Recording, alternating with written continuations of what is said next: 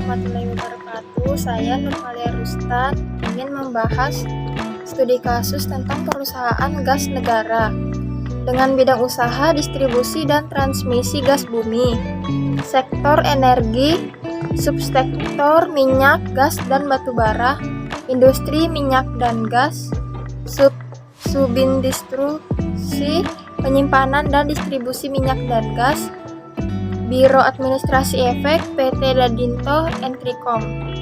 Perusahaan gas memiliki struktur modal yang mencangkup modal saham dan utang. Modal saham berasal dari investor dan merupakan bentuk kepemilikan perusahaan. Sementara utang diperoleh dari pinjaman bank, penerbitan obligasi, atau sumber perdanaan eksternal lainnya.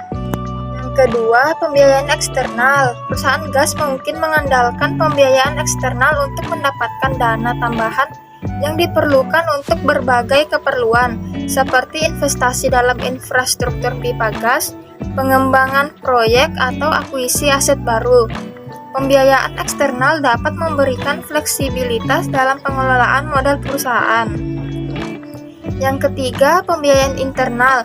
Selain itu, perusahaan gas juga dapat menggunakan sumber pembiayaan internal seperti laba ditahan atau arus kas dari operasi untuk mendukung kegiatan operasionalnya. Pembiayaan internal dapat membantu perusahaan menghindari beban bunga yang terkait dengan utang eksternal. Yang keempat, kebijakan dividen.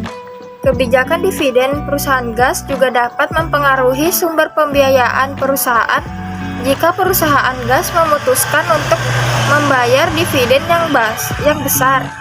Hal ini dapat membatasi dana yang tersedia untuk reinvestasi dalam kegiatan operasional atau pengembangan proyek. Kondisi keuangan dan operasional. Analisis struktur modal dan sumber pembiayaan akan memberikan gambaran tentang kondisi keuangan dan operasional perusahaan gas. Jika perusahaan memiliki ketergantungan yang tinggi pada utang, hal ini dapat meningkatkan risiko keuangan terkait dengan beban bunga dan kewajiban pembayaran. Yang keenam, perbandingan dengan industri dan tren. Penting untuk membandingkan struktur modal dan kebijakan pembiayaan perusahaan gas dengan perusahaan sejenis dalam industri gas serta tren industri secara keseluruhan. Ini akan membantu dalam mengevaluasi apakah perusahaan gas mengadopsi praktik terbaik dan strategi yang tepat dalam mengelola sumber pembiayaan. Dengan menganalisis sumber pembiayaan atau perdanaan modal dari PT Perusahaan Gas Negara, kita dapat memahami strategi keuangan perusahaan tersebut, resiko yang terkait dengan struktur modalnya, serta dampaknya terhadap kinerja operasional dan pertumbuhan jangka panjang.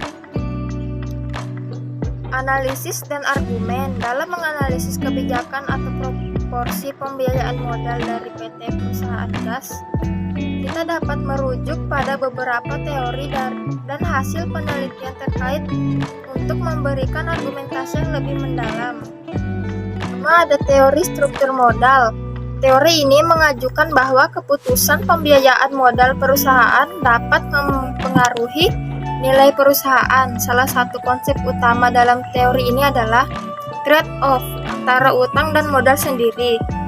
Dalam konteks perusahaan gas, manajemen perusahaan perlu mempertimbangkan bagaimana menggunakan kombinasi utang dan modal sendiri untuk memaksimalkan nilai perusahaan. Yang kedua, ada teori pecking order. Teori pecking order menyatakan bahwa perusahaan cenderung menggunakan pembiayaan internal, misalnya laba ditahan, sebagai sumber dana pertama, diikuti oleh utang, dan terakhir adalah penerbitan saham baru. Dalam hal ini, perusahaan gas mungkin akan memilih pembiayaan internal terlebih dahulu untuk membiayai kegiatan operasionalnya, dan hanya mengandalkan utang atau penerbitan saham baru jika sumber-sumber internal tidak mencukupi. Dampak positif dan negatif dari jenis pembiayaan internal atau eksternal terhadap kondisi keuangan, laba, rugi, dan operasional PT Perusahaan Gas Negara. Pembiayaan internal, dampak positif 1. Kemandirian finansial. Dengan mengandalkan pembiayaan internal, perusahaan gas dapat mengurangi ketergantungan pada pihak eksternal seperti kreditur atau investor. Hal ini memberikan kebebasan dan fleksibilitas yang lebih besar dalam mengelola keuangan perusahaan tanpa harus mempertimbangkan kepentingan pihak lain. Yang kedua, penguatan struktur modal. Pembiayaan internal dapat membantu memperkuat struktur modalnya dengan meningkatkan rasio ekuitas terhadap utang. Hal ini dapat meningkatkan daya tahan perusahaan terhadap fluktuasi pasar dan memperkuat posisi keuangan secara keseluruhan. Yang ketiga, menghindari risiko eksternal. Dengan mengandalkan sumber dana internal, perusahaan gas dapat menghindari risiko terkait dengan perubahan kondisi pasar atau kebijakan pemberi pinjaman atau investor eksternal. Dampak negatif yang pertama, pembatasan pertumbuhan. Keterbatasan sumber dana internal dapat membatasi kemampuan perusahaan gas untuk melakukan investasi besar yang diperlukan untuk pertumbuhan dan ekspansi bisnis. Yang kedua, pembiayaan proyek spesifik. Penggunaan dana internal mungkin harus diprioritaskan untuk proyek-proyek tertentu yang dianggap lebih mendesak atau penting, sehingga mengorbankan investasi pada proyek-proyek lain yang juga memiliki potensi untuk menghasilkan laba yang tinggi. Yang ketiga, ada risiko penggunaan laba ditahan. Jika laba ditahan digunakan untuk membiayai operasional atau investasi, hal ini dapat mengurangi fleksibilitas keuangan perusahaan dalam menghadapi tantangan atau peluang bisnis yang tidak terduga di masa depan. Pembiayaan eksternal. Pertama, skala operasi yang lebih besar. Pembiayaan eksternal dapat memungkinkan perusahaan gas untuk melakukan investasi besar dalam proyek-proyek infrastruktur yang memerlukan modal besar.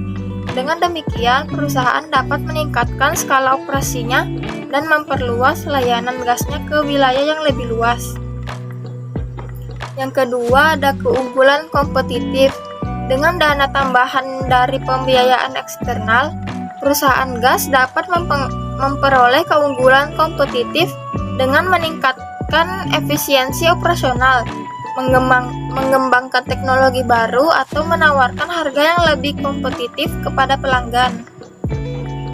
Dampak negatifnya, 1. Ketergantungan pada pihak eksternal. Pembiayaan eksternal dapat meningkatkan ketergantungan perusahaan gas pada pemberi pinjaman atau investor eksternal. Hal ini membuat perusahaan rentan terhadap perubahan kebijakan atau kondisi pasar yang tidak dapat diprediksi. Yang kedua, ada keterbatasan kebebasan operasional.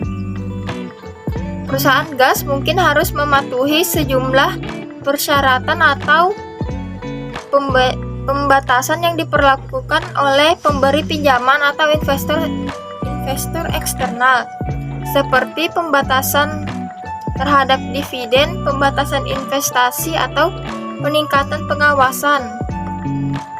Yang ketiga, ada tingkat risiko yang meningkat. Dengan meningkatnya tingkat utang, perusahaan gas dapat mengalami peningkatan risiko keuangan, terutama jika terjadi fluktuasi suku bunga atau penurunan pendapatan yang tidak terduga. Risiko ini dapat mempengaruhi stabilitas keuangan dan kinerja operasional perusahaan. Yang keempat, beban biaya tambahan. Penerbitan obligasi atau pinjaman bank juga dapat menyebabkan perusahaan gas menanggung biaya tambahan, seperti biaya administrasi, biaya penerbitan, atau biaya bunga yang lebih tinggi. Ini dapat mengurangi keuntungan bersih yang diperoleh perusahaan. Dengan mempertimbangkan kedua dampak positif dan negatif dari pembiayaan eksternal, perusahaan gas dapat membuat kesimpulan berdasarkan analisis mengenai sumber pembiayaan atau pendanaan atau modal dari PT perusahaan gas Yang telah dijabarkan sebelumnya dapat disimpulkan beberapa hal sebagai berikut. 1. Struktur modal yang seimbang penting. Perusahaan gas perlu mempertimbangkan dengan cermat struktur modalnya dengan memperhatikan campuran antara pembiayaan internal dan eksternal. Sebuah struktur modal yang seimbang dapat membantu perusahaan mengelola risiko keuangan dan meningkatkan nilai perusahaan. Yang kedua, pentingnya fleksibilitas finansial. Perusahaan gas harus mempertimbangkan fleksibilitas finansial dalam kebijakan pembiayaannya. Ketergantungan yang terlalu tinggi pada utang eksternal dapat meningkatkan risiko keuangan. Sementara pembiayaan internal mungkin tidak mencukupi untuk membiayai investasi yang diperlukan untuk pertumbuhan perusahaan. Yang ketiga, ada pertimbangan kondisi pasar dan industri.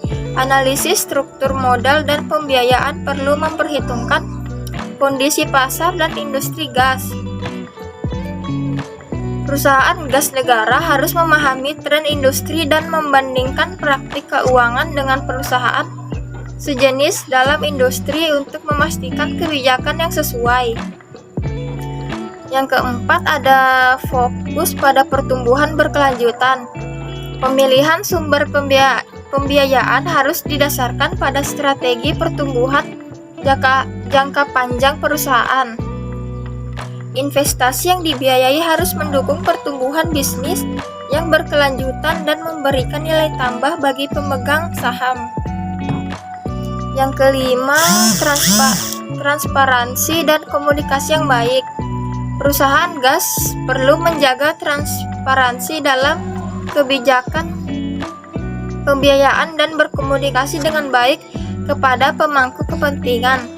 Hal ini penting untuk membangun kepercayaan dan mendukung hubungan baik dengan investor, kreditor, dan pihak lainnya.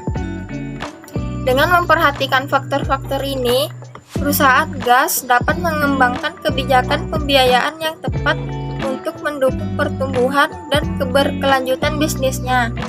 Hal ini akan membantu perusahaan dalam mencapai tujuan finansialnya sambil meminimalkan risiko dan memaksimalkan nilai perusahaan.